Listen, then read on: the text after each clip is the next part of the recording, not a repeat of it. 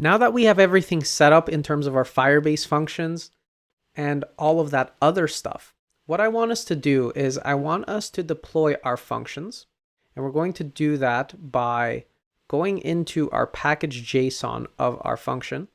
We're going to do yarn deploy. We have to make sure we're inside of the functions folder, and we are. And then we'll do yarn deploy. And once we deploy, we'll be deploying our functions live with all of the information. After we do that, we're going to Expo publish, but we're going to make sure that everything is set up correctly in order to publish. So right here, we're deploying our functions. And in order for us to publish, what we want to do is we want to double check outside of our functions right here. We're going to close up our features, and in our utilities environment, we're going to say, well, it's not going to be development, so we're going to be pointing to our live host. Awesome. Everything is good to go. All we need to do now is deploy our Expo application by doing Expo publish.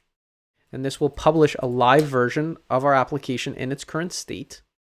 And it should be a production build, so it is not going to be development anymore. It's going to be pointing to our live host. And if all goes well, we should be working against our live functions. Awesome.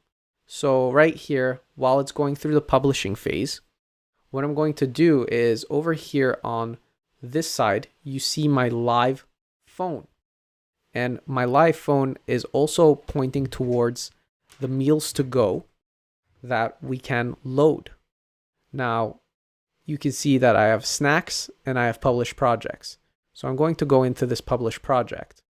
And I'm going to make sure that when I log in, mo@beanie.io, test 1, 2, 3, and I log in. Right now, San Francisco is loading up. And as we can see, it's still loading up the mock images. So it has not refreshed. So if we go back home and we refresh here quickly, we refresh again, and we make sure that our functions have been published, which they have. Now, what we're going to do is going to open up Meals to Go again, and let's try to fill in Toronto. And once we do that, we can see, oh, now it's hitting the live API. So now I can go look for specific spots. Well, if we say Bruges, we'll go see what's available in Bruges. Oh, can't find Bruges. Well, how about the, let's see, Montreal. Let's go look for Montreal. And once we look for Montreal, what we'll see is that our app is now loading the Montreal location, and we can live toggle all of the information for Montreal. The same is true for any other place. If we were to do Brussels, we could go look for Brussels information, and now we'll see all of the information pop up from Brussels. And this is the live app that I Expo published. So now we can talk to our Firebase functions directly from our application that we've now published. So we have the full end-to-end spectrum going on here. We've covered the full end-to-end implementation of our Google Maps integration. But there's a couple of loose ends we need to tie up.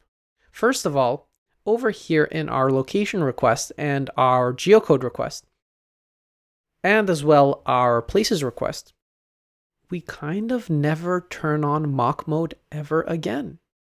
And this is a problem for many reasons. First of all, what if we want to develop in mock mode?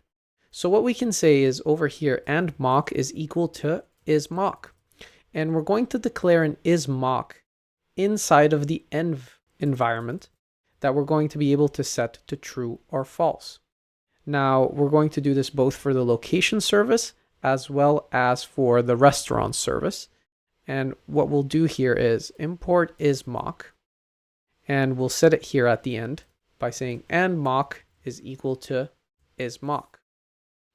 By doing this now, what we can do is when we turn on our server right here in terminal, and we go over here to level 3, yarn serve, and we serve up our environment, what we'll be able to see over here is that if we say export const isMock false. Now what it will do if we refresh here is it will go and pull from the live information. So it will go get live places information, which is great. But now if we set it to true, now it will fetch mock information.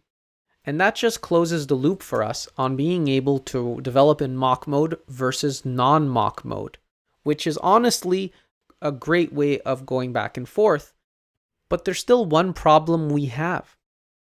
Remember when I told you that Android did not have the ability to use the HTTP local instance? Well, I told you you can definitely use the live host and you can deploy, but we didn't really make it easy on ourselves. We would have to do this, and that doesn't really feel super nice. So what we can also do here is we can say import platform from React Native, and we can say const export const is Android, and we'll say platform.os equal to Android. So what we need to do now is we need to determine a way to tell the host to use the live host in case it is Android. So what we're going to do is we're going to invert over here. We're going to say if it is not development or it is Android, use the live host.